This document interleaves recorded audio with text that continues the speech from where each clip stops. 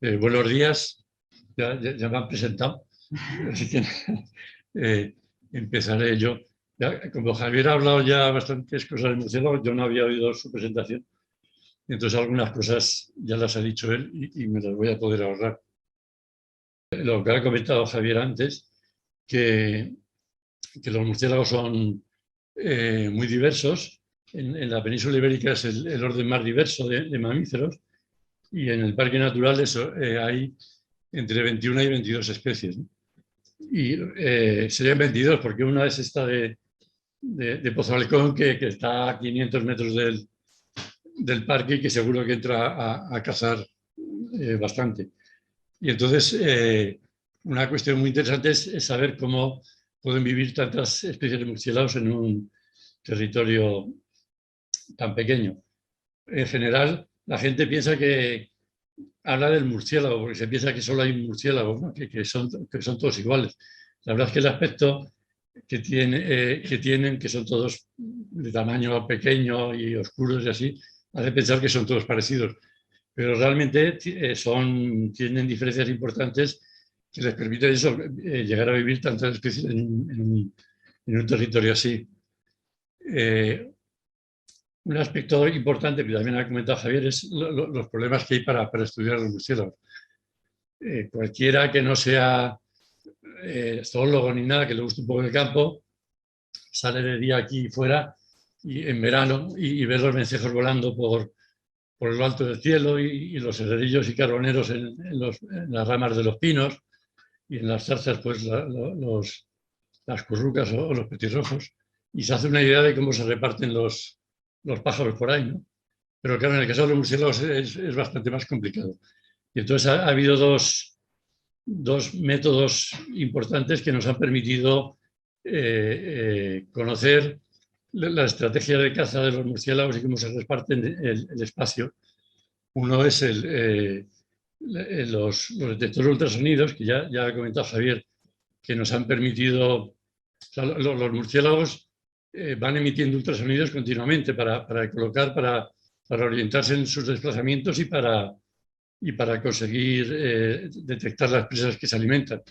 Y entonces nosotros no los podemos oír, pero a través de estos aparatos pues podemos oírlos e identificarlos, y entonces es bastante fácil el medir la actividad en distintos hábitats y podemos llegar a tener una idea de dónde viven y cómo viven. Y otro aspecto que ha sido muy importante en relación a la composición de la dieta ha sido la secuenciación del ADN de los restos de las presas que aparecen en los excrementos, ¿no? de los murciélagos. Antes de que se pudiera secuenciar el ADN, los métodos de estudio eran mirar visualmente los excrementos con la ayuda de lupas o microscopios, y entonces se llegaba a una aproximación muy grosera, ¿no? Por ejemplo, las especies que comen polillas, que las polillas son una de las presas fundamentales de gran parte de las especies de murciélagos, solo en las heces de los murciélagos aparecen solo las escamas que hay alrededor del abdomen, ¿no? Y entonces con eso solo se puede decir que comen lepidópteros, pero no se puede llegar más, ¿no? Entonces, que en relación al tema de la ecolocación y la estrategia de caza, pues a través de la ecolocación hemos podido aprender, pues eso, que hay tres estrategias de caza principales.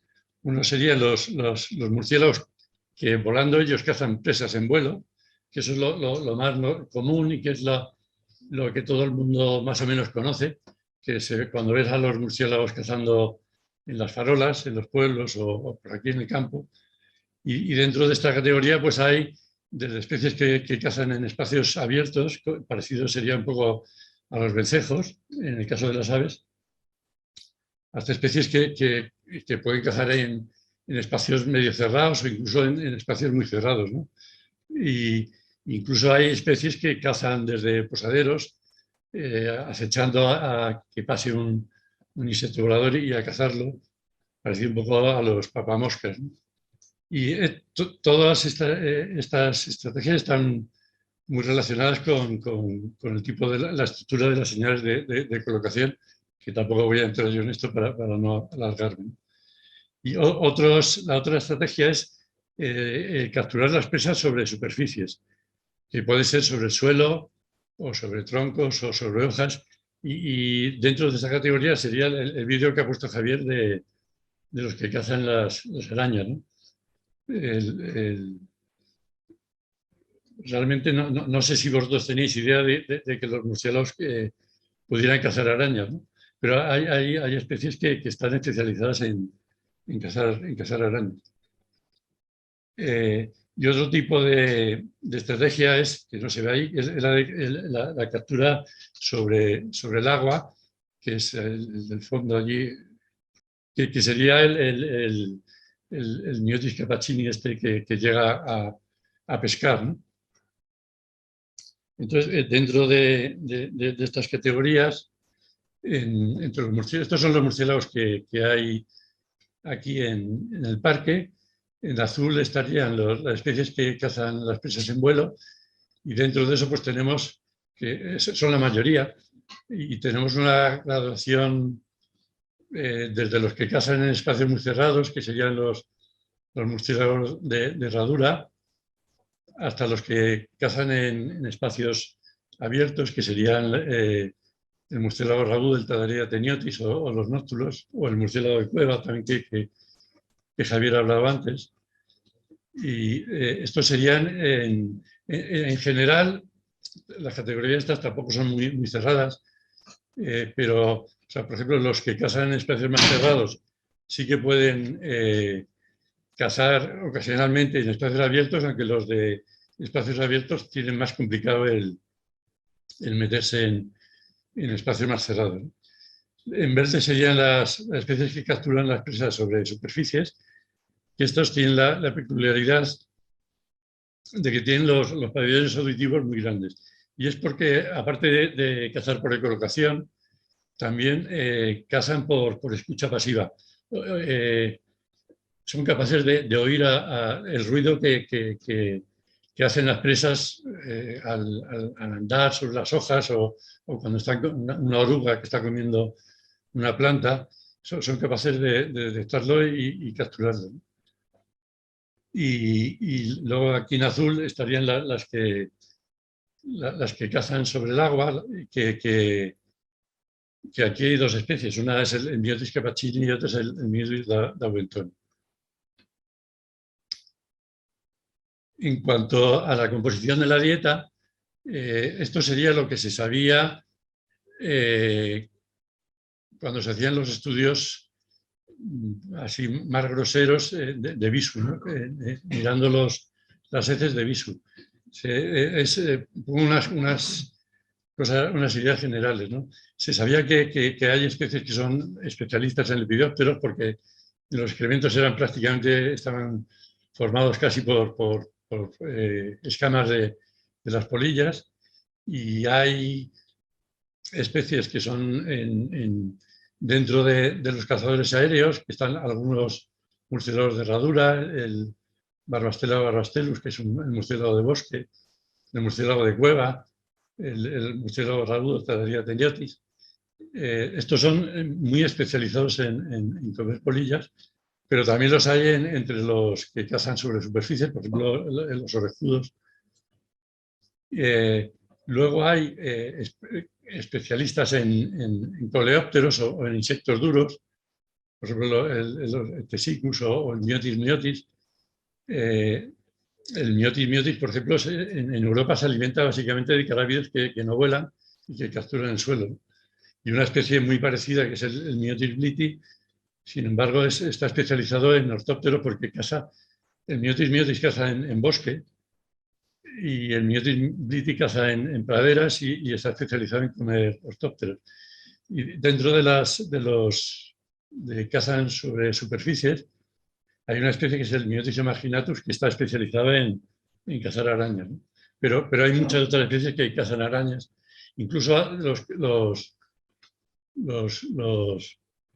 cazadores aéreos comen también arañas porque las arañas se dispersan con los hilos de seda, son capaces de desplazarse por el aire, no volando, pero sí por el aire.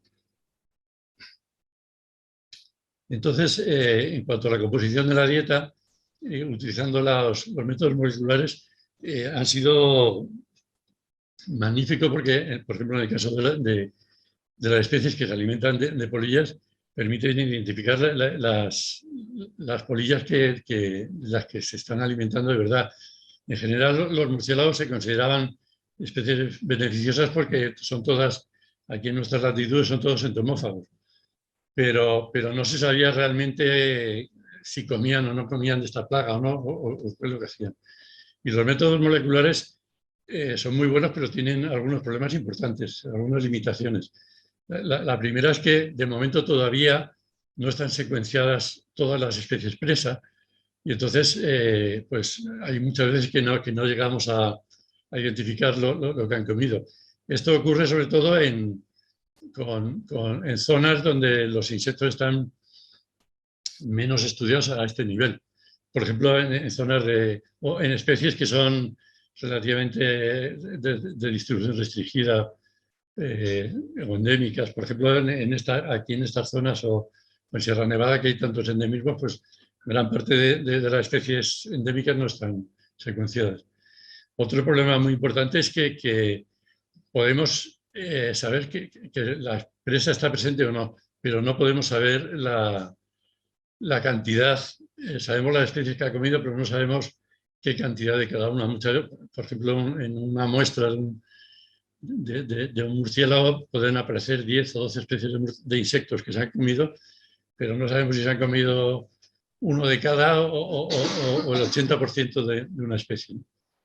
Y luego otro problema importante son las posibles contaminaciones, que eso ya veis en las películas policíacas cuando van allí a tomar, la policía científica a tomar muestras de ADN, el cuidado que tienen que tener para cómo van vestidos y todo, para evitar contaminaciones. Nosotros en el campo evidentemente no podemos tener estas medidas, pero sí que hay que tener cuidado y hay otro tipo de contaminaciones que son más difíciles de evitar, bueno, y que hay que tener en cuenta que son las inevitables, que por ejemplo las especies que comen arañas, pues al mirar el ADN, estás mirando también el ADN de lo que ha comido la araña y entonces puede haber ahí que a su vez es predadora y entonces puede haber ahí confusiones, ¿no? Entonces, bueno, nosotros empezamos a trabajar en tema de identificación de dieta a partir de ADN hace ya unos años. Hemos tenido varios proyectos. Estos son los resultados del primer proyecto que tuvimos con compañeros de la Universidad del País Vasco, que lideraban ellos los proyectos, y los enfocamos en buena medida hacia especies plaga, porque es más fácil conseguir proyectos así que estén un poco, que sean aplicados, ¿no? Y en un primer proyecto que tuvimos, miramos a ver si en zonas pinares, a ver si qué especies de murciélagos podían comer procesionaria. Hicimos muestreos en el País Vasco y aquí en Andalucía en varios puntos. Y de los de aquí en Andalucía, el problema es que hicimos los muestreos entre mayo y julio y solo encontramos procesionaria en los de Andalucía Oriental. En los otros no encontramos, pero fue porque no sabíamos nosotros mucho de procesionaria y ahí son zonas más cálidas y todavía no estaban volando, ¿no? Entonces los resultados estos son en las muestras de aquí del Parque Natural y luego también de Sierra Nevada. Miramos pues todas estas especies, una, dos, tres, cuatro, cinco, seis, siete, ocho, y me parece que falta, no sé si falta una más abajo. Y en todos los casos encontramos procesionaria, excepto en dos, que fueron el Isugo Savi y el Rhinolophus ferrunequino. Y encontramos procesionaria en proporciones bastante grandes. Los muestreos los hicimos eso, en junio-julio de 2015. Fueron muestreos puntuales que, o sea, íbamos a un sitio y poníamos las redes y analizábamos esas muestras. O sea, que fue en un periodo de tiempo muy concreto. Encontramos que había especies que consumían en proporciones, vamos, todas las especies que consumían encontramos por lo menos en el 50% de los individuos. No sabemos la proporción, la importancia que tiene dentro de la dieta en ese momento. O sea, aquí solo sería que está presente la procesionaria, pero sí que vimos en alguna especie, en concreto en el Nyctalurus hepterus, que había de estas 5 muestras que 3 tenían procesionaria, había uno que solo tenía procesionaria, ¿no?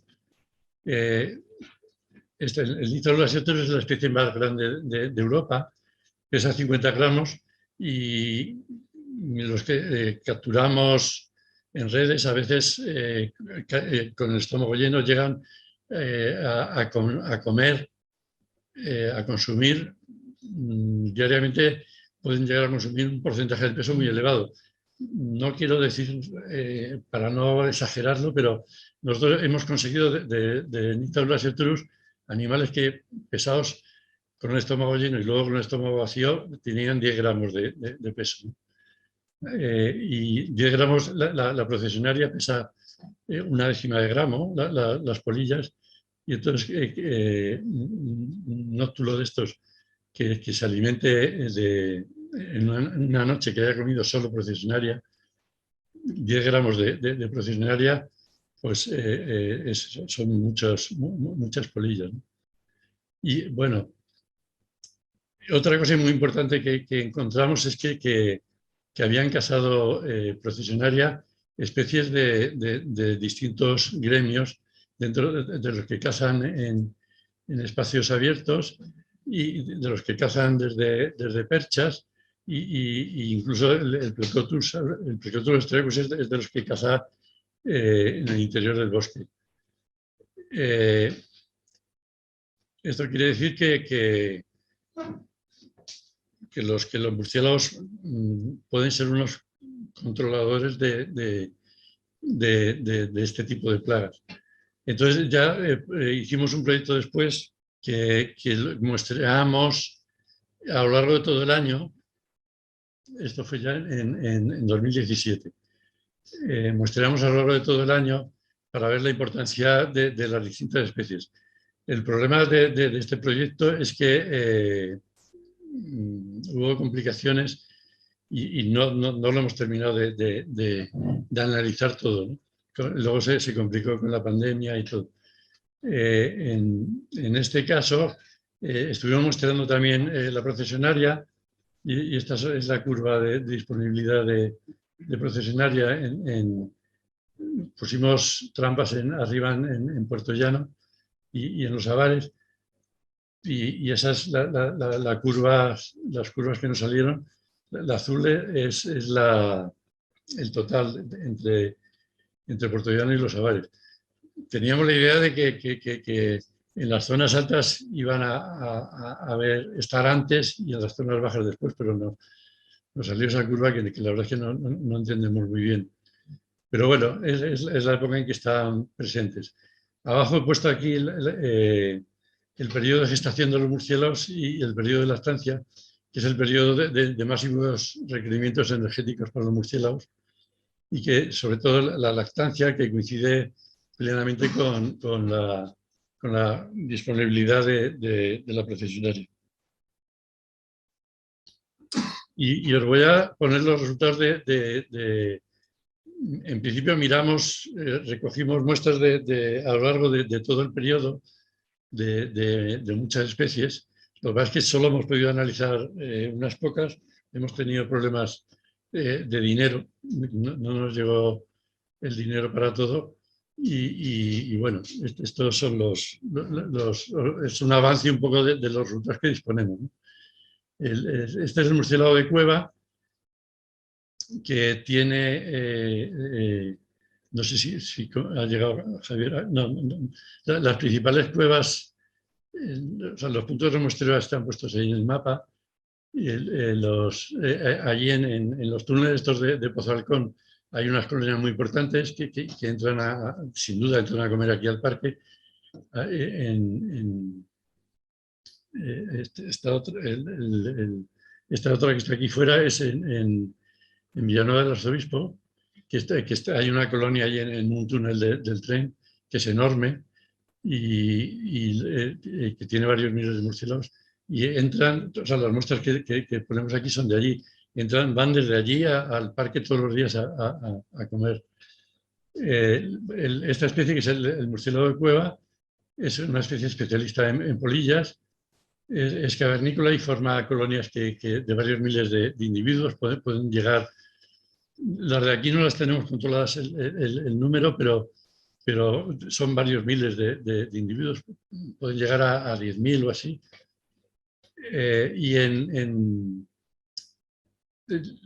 Y eso, que las colonias que están fuera del parque se desplazan al parque a comer porque no tienen, comen muchísimas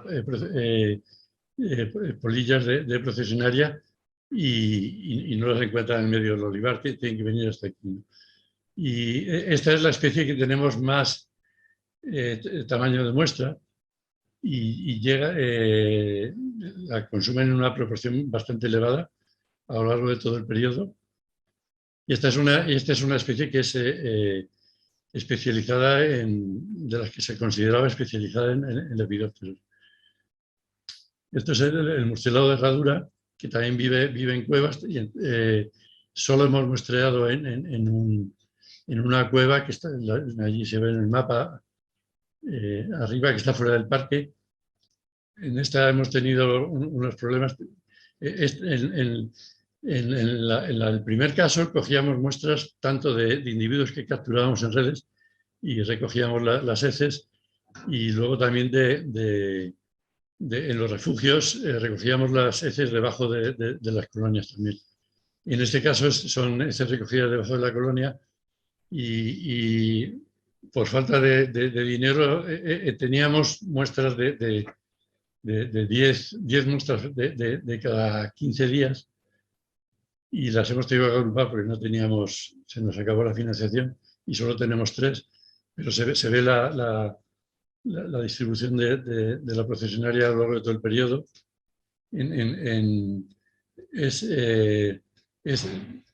También hay que señalar, en el caso anterior no lo hemos podido ver porque solo hemos llegado a identificar la procesionaria. El resto de especies lo tenemos todavía por analizar. Pero en esta sí que se han mirado todo y aparece que la procesionaria es la especie que aparece con mayor frecuencia, ¿no? Aparece en el 50% de las 27 muestras que hemos analizado, y las siguientes presas más frecuentes son las chicharras. Y luego el Dendrolimus fini también. Este sería el orejudo. La primera especie que hemos visto es un cazador aéreo de espacios abiertos. La segunda, el murciélago de herradura, es caza desde posaderos al acecho. Y este caza en bosque, dentro del bosque. Y también es un especialista en polillas. Y eso, fue la especie más frecuente encontrada, fue también la procesionaria. Y esta es una especie que en principio no es especialista en polillas. Este es un cazador de superficie que caza insectos, o sea, por el suelo. Hemos visto que captura muchísimas arañas. Las arañas han aparecido en el 93% de las muestras. De todas maneras, no es una de las especies especialistas que se consideraba especialistas en araña. O sea, las arañas aparecen en casi todas las muestras, pero aparecen también otras. Es que llegan a aparecer un montón de presas, ¿no? en cada muestra. Y esta especie, en cuanto a la procesionaria, solo nos ha aparecido un pico en el mes de junio, que la verdad es que no lo entendemos por qué.